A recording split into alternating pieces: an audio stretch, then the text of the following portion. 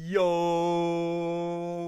what's going on, YouTube? And welcome to the Goal Line Hockey Podcast, episode number 11. It's your boy Kevin Forte, and we are taking a look at the latest news in the NHL for the first full week of 2021. We're going to be taking a look at some of the news around the league. We have a couple of pretty big signings.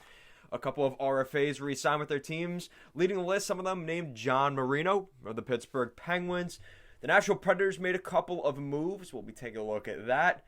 And the World Junior Championship has been wrapped up with the United States of America winning the 2021 World Junior Championship. We're going to be taking a look at all of that in this week's podcast. If you like what we're doing here at Goal Line Hockey, want to see your latest news around the NHL, you guys know what to do. Make sure to give this video a big thumbs up and a subscribe down below. Make sure to check out our Instagram and Twitter handles at goalline_hockey.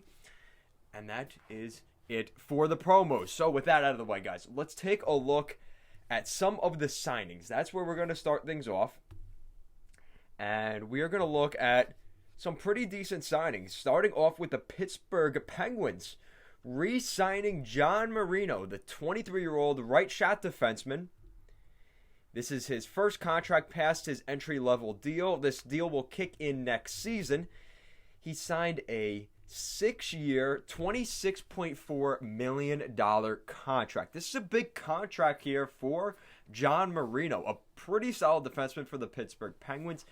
He's definitely not one of their best defensemen, but you look at what he's done. I mean, last season he had 26 points in 56 games in his first season in the NHL. Not too bad.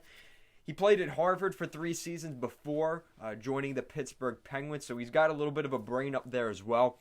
This is a really solid hockey player, and I think this is a great move by the Penguins, Jim Rutherford, because here's the thing. This dollar amount only goes up if John Marino has another solid season this year. So Jim Rutherford has seen enough, and he wants to sign to a long-term deal. Great move. Hopefully this works out. It's a 6-year deal after only playing for 1 season. Did he earn his stripes necessarily in a year in Wilkes-Barre and in the NHL? We'll see how this pays out for the Penguins, but the annual cap hit at 4.4 could be really solid looking at, when he turns 30 years old. This could be a great deal for both sides in the future. Now, moving on to the next guy, the Blackhawks re-sign Dylan Strome to a 2-year, $6 million contract. You do the math, $3 million per season for Dylan Strome. This is a great contract, and he's coming out of his entry-level deal. This is a great move by the Blackhawks. Now, again, this is, he signed this earlier this month. He's 23 years old. I mean, we all remember he's a former 3rd overall pick by the Arizona Coyotes back 6 years ago now in 2015 by the Arizona Coyotes. He really hasn't lived up to the potential that he was given, but in this season with the Blackhawks especially, he's going to be featured in the top 6 a lot. And even, despite all the injuries they have and things like that, it's going to give him an opportunity to get more playing time. So his dollar amount when he turns 25, 26, going right into his prime, this could be a great contract for Dylan Strome. And it's a great contract right now for the Blackhawks. Hopefully they get some production from him over the next 2 seasons. Great move for both sides. Now moving on to the Columbus Blue Jackets, who have been pretty quiet this offseason. And Jarmo Kekalainen able to get a deal done as Oliver Bjorkstrand, in the final year of his 3-year, $7.5 million deal, he'll be turning 25. He's 25 years old right now, a former 3rd-round pick in 2018. He signed a 5-year, $27 million contract extension with the Columbus Blue Jackets. He signs at $5.4 million per season. Now, the caveats to this deal: in the first season, it will be a tradable contract at $5.4 million, and the last 4 years of his contract, he will have a modified no-trade clause. Now, if you look at the clause details, it is that Oliver Bjorkstrand submits a 10-team no-trade list to the Blue Jackets if they want to trade him away after the first year. So he is still in the final year of his $2.5 million deal that he's with the Blue Jackets, and next season starts his 5-year deal. So he will be, quite honestly, he will be with the Blue Jackets for the next 6 seasons if he stays through this duration. So a great signing for him. He's going right into his prime, 25 years old. and he's making decent money, $5.5 million in a the world that we live in right now at the NHL. He probably could have made closer to 6 or 7 in a normal scenario, but with the flat salary cap, he's not making out too bad at 5.4 for a season. Not too bad for Bjorkstrand, and honestly, it's a good deal for the Blue Jackets. He's a pretty solid player. Now we move on to the Nashville Predators, who have been pretty busy. They made the signings last week, signing Mikael Granlund and Erik Haula up front. They also re-signed Luke Kunin. Luke Kunin signs a 2-year, $4.6 million contract to stick around with the Nashville Predators. Interestingly enough, the last 3 moves that the Nashville Predators have made are former Minnesota Wild draft picks, starting with Haula and Granlund, and now 2016 first-round pick Luke Kunin. He's 23 years old. He signed a $2.3 million per season deal here with the Nashville Predators. He just finished up the final year of his entry-level deal. He did pretty well with the Minnesota Wild and toward the end of his stint with the Nashville Predators. Now, looking at his numbers, again, this is a former first-round pick, 15th overall. So the expectations for him were pretty high. Now remember, he went to Wisconsin for 2 seasons. He put up 32 points and 38 points respectively in each season. In Iowa, he played pretty well, 8 points in 12 games, as well as 19 points in 36 games. And then since then, he's been an up and down player in Minnesota, 4 points in 19 games, 17 points in 49 games. And now he has returned, he's been moved on now to the Nashville Predators, where he's not played a game with the Predators yet. Last season, he did spend time, though, with the Minnesota Wild. He put up 31 points in 63 games. So those are pretty solid numbers. And for a Nashville Predators team that could definitely use some help, probably in the middle 6 of their lineup, Luke Kunin fits perfectly.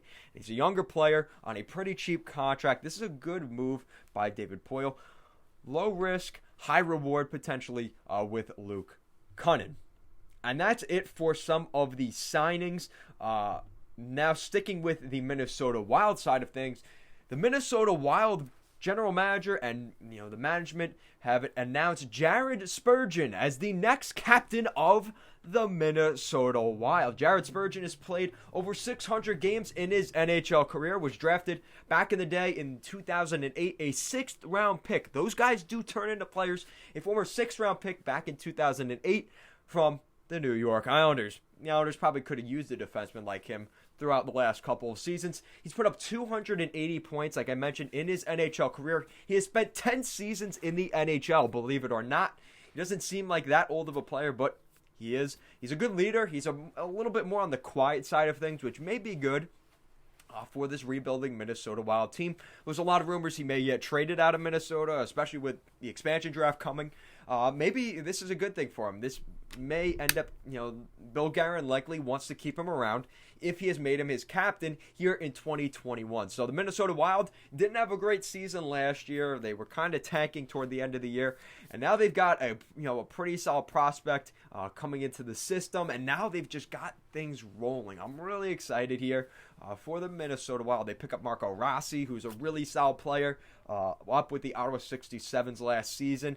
And now Jared Spurgeon is your captain. You've kind of had a culture change. You move on from Mikko Koivu, who moves up to Columbus. Just a lot of different things going on in Minnesota over the past couple years. And honestly, I am pretty excited here for the Minnesota Wild. So good move by Bill Guerin. But definitely off the board, because I remember talking about it was either going to be Zach Parise or Ryan Suter. So if that shows anything, it may be an indicator of the recent rumors we've heard about potentially Zach Parise moving on from the Wild to possibly go to the New York Islanders. Lou Lamoriello has supposedly been in talks with Guerin on picking up a guy like Zach Parise. So maybe this is some forthcoming or telling us that there could be a deal done at some point this season, and that's why the Wild didn't want to make Parise, the hometown boy, the captain of the Minnesota Wild. So just something to keep an eye on there. Speaking of the New York Islanders, Matt Barzal is holding out of training camp.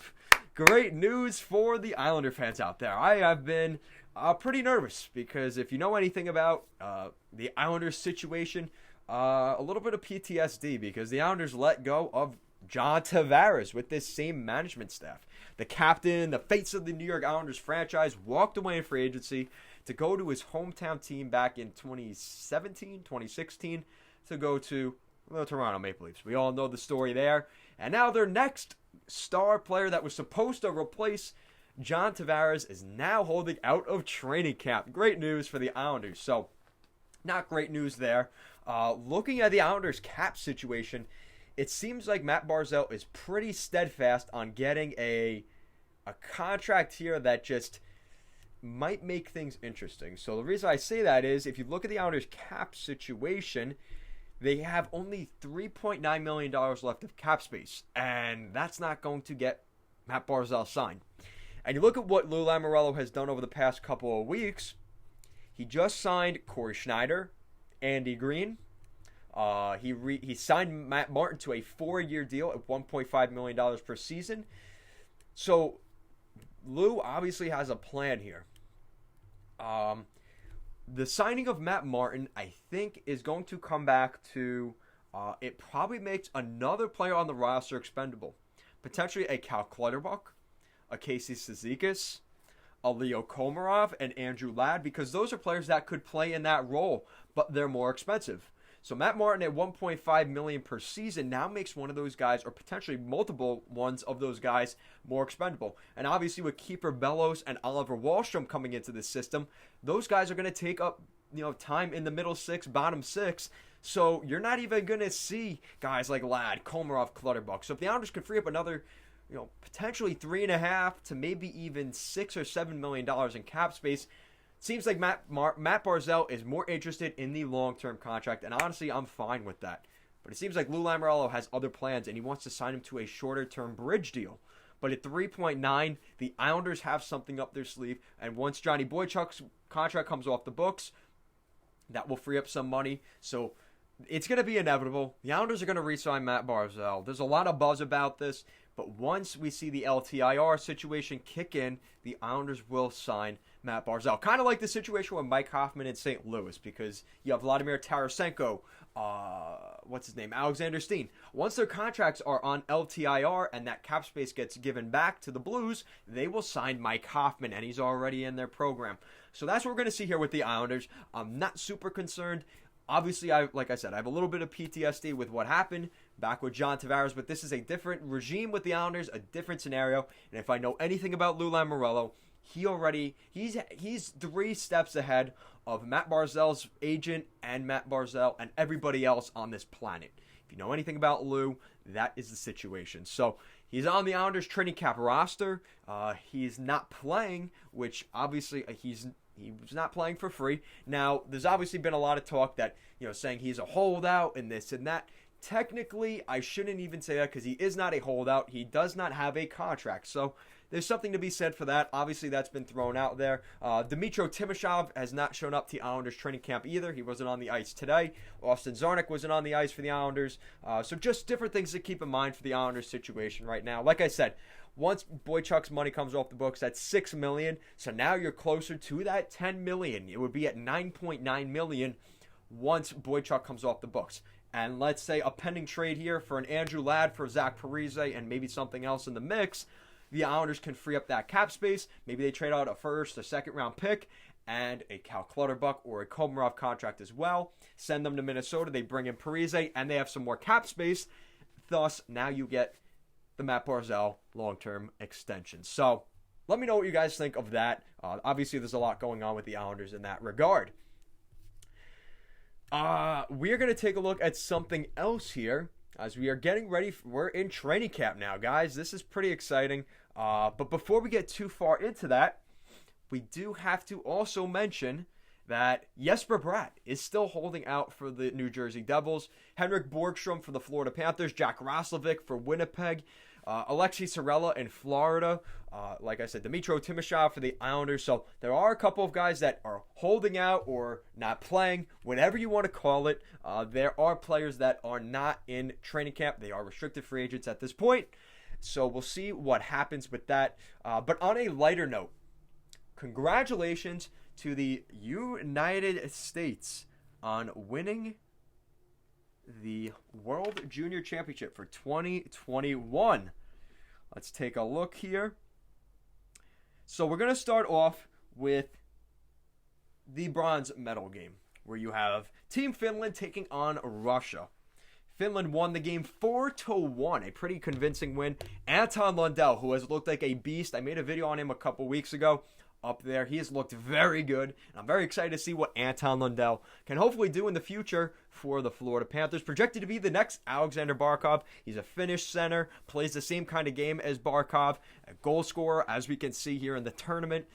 Don't be surprised if he tries to make the roster for the Florida Panthers this season. They need some help down the middle, especially with Borgstrom not playing at this point. So Anton Lundell is another sneaky guy to keep an eye on. Petman also played pretty well.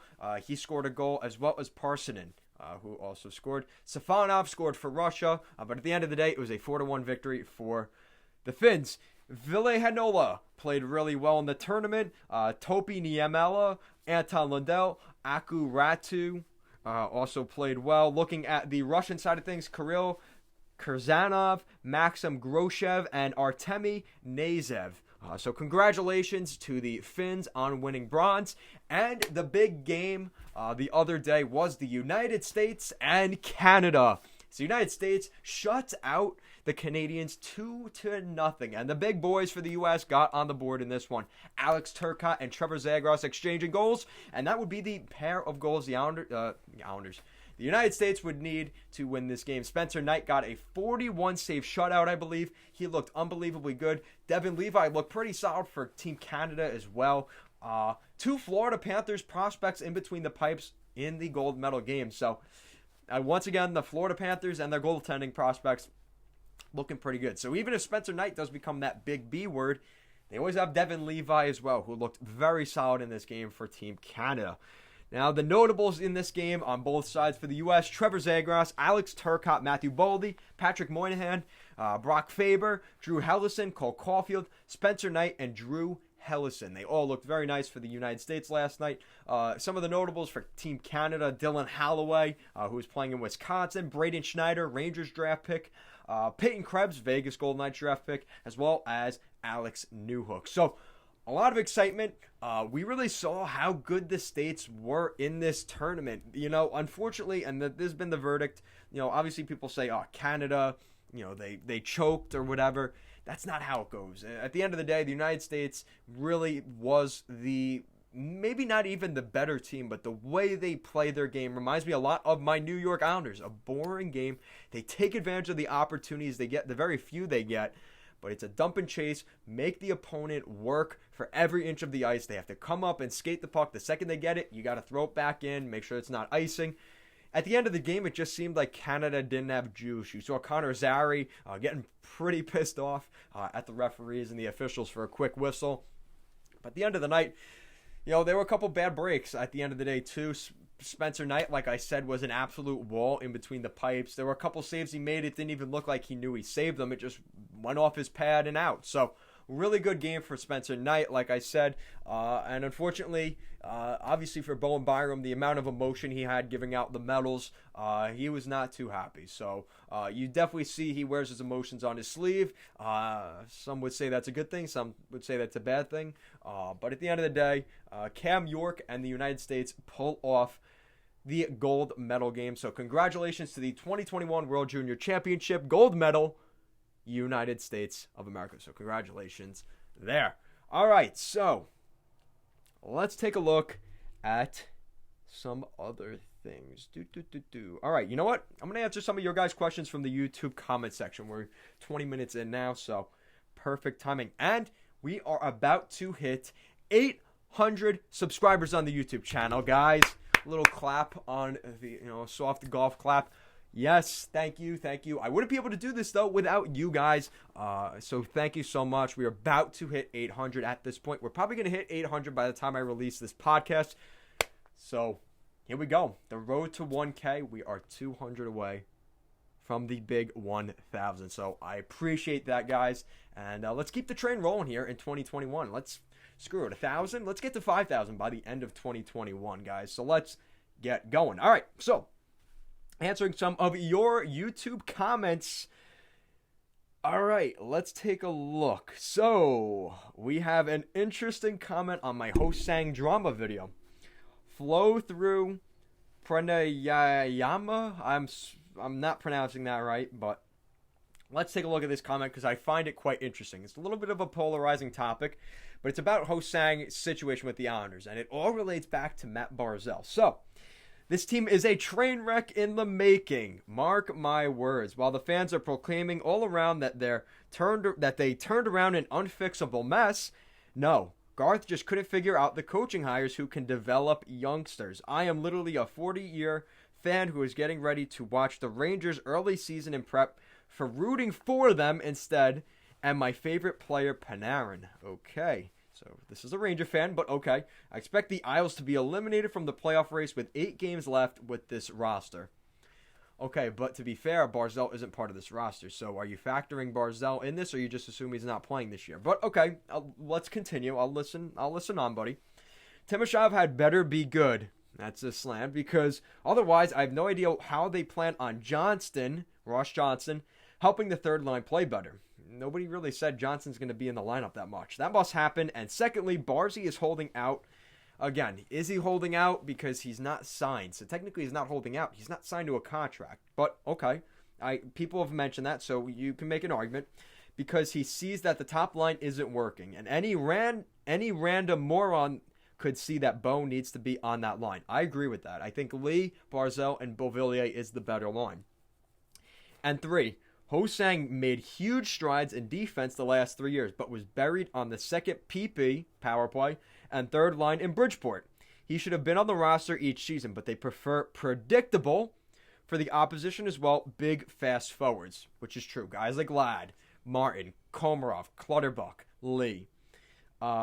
Quickness is optional mostly to play with archaic 1-1-3 system. Okay, so I appreciate the comment, flow through Panda. I'm just going to call you that because I don't know what you were saying. So, flow through Panda. Obviously, I disagree with you on some of those points, but I actually agree with you on others. You look at the Islanders' top 6, that has been their kryptonite. They do not have... Why do you think the Islanders have been going for guys like Artemi Panarin, Matt Duchene, Mark Stone back in the day? There's a reason the Islanders have been going for these guys, because they don't have that marquee forward. That's why Vegas went out and plucked Mark Stone from the Ottawa Senators for the exact same reason. So, yeah, the Islanders situation up front and Barzal maybe wanting a better forward playing with him, you can make that argument. I totally agree with that. And the fact that they have some big power forward guys, maybe this is his only way of leveraging. Listen, if you don't bring in a big guy like you told me the last 3 years, I'm not signing a contract. Not necessarily holding out, but I'm not going to sign a contract because, let's be honest, at the end of the day, Barzal wants to play this season. If he doesn't play this season, that's going to be shown around the hockey world as a knock on his character. Whether that's true or not, that's been the situation. You look what that did to Hosang, and nobody picked him up on waivers. So that's another point you have to mention here, flow through Panda, or I'm just going to say flow through Panda because I don't know what you're saying there. Your username is very interesting. But if Hosang was this superstar top 6 forward, why did nobody pick him up on waivers? Just something to mention. I'm not saying that you're right or wrong. I think he has the potential. He has the raw talent. But again, there's things beyond our measure that we don't necessarily know. And in Lou Lamoriello land, we will never find out. Maybe in the Garth Snow era, there were little bits and pieces of things we could find out. But under Lou Lamoriello, everybody's in a body bag before you even know they got murdered. So that's the situation here with Josh Hosang. I agree with you on certain points, but you also have to look at it's not just black and white. There are too many gray areas here, and I think that's been the situation with Josh Hosang, with Matt Barzal, as well as the other situations with the Islanders over the past couple seasons. So I appreciate your comment. You obviously put a lot into it. I did want to mention it on the podcast. Let me know in the comment section, guys, what do you think of this opinion? Let me know down below. Moving on. Let's take a look. Ali Dash, my boy Ali Dash, commented on the Hosang video. Let's see what he thinks about the Hosang situation. Hashtag, yo! How in the... I'm not saying that. How in the fuck is this Hosang thing still going on? Josh and the Isles have hated each other for years now. Just trade the guy already or let him walk to free agency. Jesus, thanks, man. Yeah, okay. Obviously, there's some underlying issues we don't know. We do, though. Okay, so he's mentioning that we do know them. Ho-Sang is an a-hole and is uncoachable. There's a reason he was on many teams' don't draft list. That was something to consider. Again, going back to this other guy's comment, there are some little key things here back from his draft year. He simply refuses to adapt and play a team game, and he has the emotional maturity of a 10-year-old. Oof. Ali Desh going in on Ho-Sang. Maybe by the time he's 35, he'll realize that you have to be a more complete player to have success at the NHL level, especially when you're not lighting up the score sheet. Unfortunately for him, it will be far too late at that point, and he'll be telling his stepkids stories about how he was too good for the NHL. No one wanted him because he was too good to conform to the coach's system, and he'll probably be working as a sandwich artist by that point. Oh my, Ali Desh. As you may or may not remember, the Isles and the Flyers are my favorite team after the Sens, and honestly, I've been so effing done with this kid for about 2 to 3 years now. And the good news is Lou Lamb isn't going to put up with this bleep. Rant over LOL. P.S. Happy ho-ho and Merry 2021, Kevin. Hugs and kisses. Hashtag yo! Alright, so thank you, Ali Desh. You are the man. And again, this whole Ho-Sang situation, I got a lot of views on that video because it's a polarizing figure at this point. It just doesn't seem like it's going to work out for Ho-Sang. The only reason he signed that contract, honestly, is he wasn't getting offers from anybody else. If he was this superstar talent, too good for the NHL, too good for the Islanders, well, why didn't anybody pick him up on waivers? So, just something to keep in mind. Obviously, there's differing opinions on everything, but at the end of the day, actions speak louder than words, and that's been the situation here with Ho-Sang. Jason Steven Kopp says, great video, we need Ho-Sang, though. Again, that's a differing opinion. Lee Marion said he never got a call up last season. They need to concentrate on players who will definitely be playing on the island this season. I agree with that. Like I said, Kiefer Bellows, Oliver Wahlstrom, Antoine Durando, Simone Holmstrom. These are guys that the Islanders want to see in the lineup this year. They're not really that worried. Ho-Sang has fallen so far down the depth chart at this point. And I hate to say it, when he cleared waivers, that just showed how his value is very... Nobody really thinks that highly of Ho-Sang right now. And I hate to be on the hater train, but like I said, actions speak louder than words here on Ho-Sang. All right. Danny _Light3 says, as a Lightning fan, I just have to shrug. Tampa is having to do what they have to do to deal with the salary cap. I'm sure Ottawa is happy to get Paquette, though. I agree. Paquette is a very underrated player in that deal. Anders Nilsson and Braden Coburn go to the Ottawa Senators. The Lightning free up some cap space. They're able to re-sign Anthony Cirelli, Mikhail Sergachev, and Eric Chernak. So I don't think they're complaining too much either. But appreciate the comment. Danny _Light3. End of 2020 Power Rankings video. Benny20 commented, loved the video, man. Great points made, and your channel's underrated. Keep up the good content. You know I love those underrated comments. You're getting to my heartstrings there, so I appreciate that, Benny20. We're going to keep riding this here into 2021 as well, so we're going to keep it low-key. We're going to be the underdog, and we're just going to take over. We're going to build this empire from the ground up, and I hope you guys are going to stick around for that. Pucks and Dreams, love the frickin' name as well. On the Dubois video, he says, it seems ridiculous that he'd sign then want to leave Columbus. Is very well run, and he's their best forward. And they are very well run and have more success versus Montreal. Now, here's the thing that you have to remember, too. Pierre-Luc Dubois, he's a Quebec native. And I would not consider the fact that, if he is a Habs fan, usually you want to go back to your hometown team, and there has been something in the water in Columbus, and there is something about the Blue Jackets.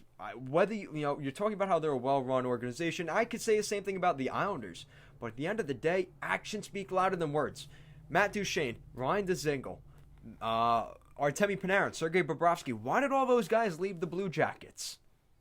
Just something to keep in mind. Rick Nash, back in the day with the Blue Jackets, going to the Rangers. So, there's something to that story here. I think that's something you have to remember here. I'm not saying that you're wrong, but it's something to just keep in mind. But I appreciate the comment, Pucks and Dreams. He also had another comment. Pucks and Dreams on the Lake Tahoe outdoor games that we're going to see later in February. He said, outdoor games might be more awesome than ever. Great video at Goal Line Hockey. Thank you, Pucks and Dreams. Like I said, that's a pretty solid channel name as well. That's a great hat, man. Yes, the U.S. hat is coming out today, especially after their gold medal in the World Junior Championship. So I actually brought that back out today, so now you can see that. So I appreciate that. Gallant Maple, which I've heard from you before. This is an interesting comment here by Dillhawk91.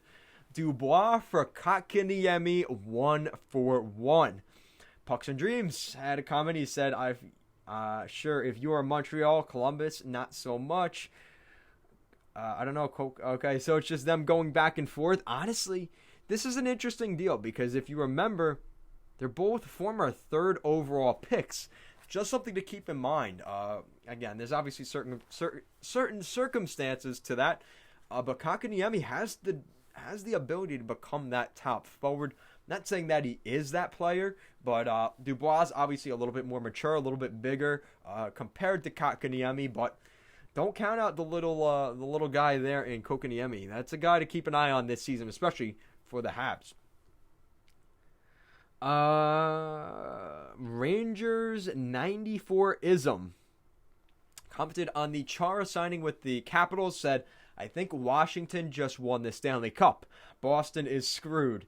How are they going to deal with the fact that they are not only in the division of death, but no longer have two of their best defensemen in Krug and Chara?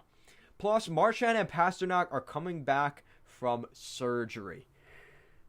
I agree with that.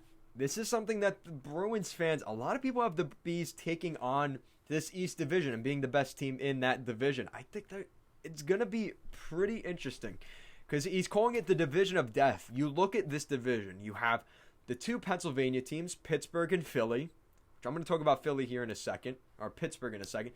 Philly, I think, could win this division.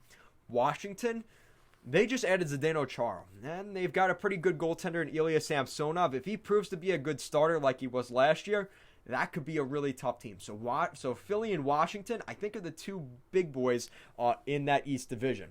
And then you've got the secondary teams, as I like to call them.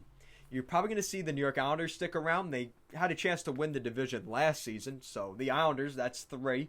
The New York Rangers are going to see a lot of steps forward this year. Obviously, with Igor Shesterkin and Alex Georgiev as your goaltending, the defense is going to be getting better. I think that's their low point this year. They also have really good forwards. Capo Caco, year 2. Alexis Lafreniere, first overall pick this year. This Rangers team is going to look solid, and I think that's another team you have to keep an eye on. So there's 4 teams. And then there's the Boston Bruins, who look pretty solid, but like you're saying, they lost a lot. And the Buffalo Sabres, who are probably going to be better this season than they were last year. So now you've got Pittsburgh and Jersey, who I think are going to sit at the bottom of this division. But even Boston, this could be, I could see the situation with Nashville. I think Nashville is going to heavily regress this season. I think we're going to see that happen to Boston this year. And not to say that the Atlantic Division last year was any easier with Tampa and Toronto, because that was it. It was those 3 guys, and then it was the Habs, the Sabres, the Red Wings, the Senators. They all sucked. You aren't in that division this year. This is going to be a tough division, and I think that's something to keep an eye on here.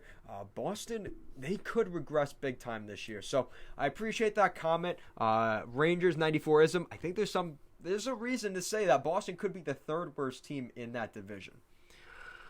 NP22 on the Rangers helmet ad. Now, it turns out it will be Northwell Health as their sponsor, not Papa John's. I think they got a lot of heat for that, and they ended up resigning that and deciding, yeah, maybe that's not a good idea. Maybe they saw my video. We'll go with that. They saw my video, didn't like the idea, so appreciate that. So, NP22, thank you for commenting, brother. You're always commenting. He says, I hate this. I absolutely hate this. I can tell. You're ruining the way the jersey looks in every way. As a Ranger fan, I'm pissed off, and this better be a one-year thing. Also, I think they might have chose Papa John's just because it's simply more popular than other sponsorships they have like Chase, Delta, Kia, etc., but I could be wrong. It turns out that they are using Northwell Health. If that makes you feel any better, obviously it's not on the jersey, but MP22 is making an argument that it is part of the uniform, so I agree with that. Yeah, they are using Northwell Health, it seems like, but at the end of the day, all these ads are stupid. You know, Calgary is using Scotiabank, Nashville's using Bridgestone. It's going to look really dumb, and I wouldn't be surprised if the Islanders use NYCB for where they play NYCB Live, or they use Barclays. I don't know. So we're going to see what happens. The Islanders are in a weird situation. There's a couple teams around the league that might be interesting. Detroit, are they going to use Little Caesars? They're going to have that little pizza guy on their helmet.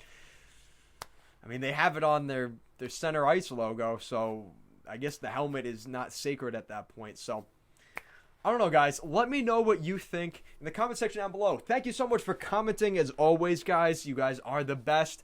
We're about to hit 800 subscribers. Probably hit 800 by the time I make this video. So here we go, guys. An unbelievable start to 2021. And we're only getting better from here. Thank you so much for watching. I'm going to leave the thank you to all my commenters today. And if you guys want to join our Patreon, we are going to also have a Patreon thank you as well. We'll add you to that list. I will make that a priority. So if you're interested in the Patreon, make sure to check out the link down below. I have our Patreon, our Instagram, our Twitter handles, all at goalline_hockey. The Patreon link is down below as well. Copy and paste it, or you could just click on the link, I'm pretty sure. I don't know if I have a link for the Patreon, but you can put it into your Google, and it will come up. If you want to support the channel, I have a lot of things planned for 2021, guys. And this is only the beginning. I plan on doing a couple of live streams during the NHL season. I'm hoping for the 1K video, I'll do a 1K live stream. And maybe before that, if if it's slow getting to 1K, maybe during the season I will do a couple of live streams. Maybe the first couple games of the season. Depends on how things work. I got a lot of stuff going on with work and some other stuff going on. But obviously, as always, guys, I appreciate the support.